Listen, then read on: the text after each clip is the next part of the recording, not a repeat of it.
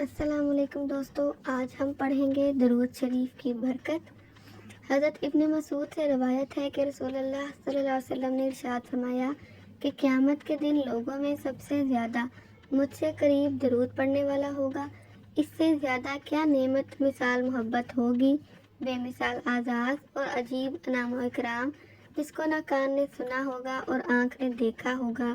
میدان حشر میں جس انسان کے نامہ مال میں دو چیزیں کثرت سے ملیں، ایک درود پاک اور دوسرا استغفار، تو یہ دونوں اعمال اس کی نجات کے لیے کافی و شافی ہوں گے۔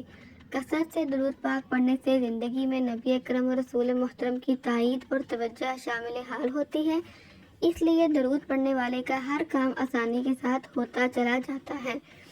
اس وجہ سے بزرگوں کا قول ہے کہ درود پابندی سے پڑھنے والا بھیانک زندگی سے نکل کر روحانیت والی پاکیزہ زندگی میں داخل ہو جاتا ہے۔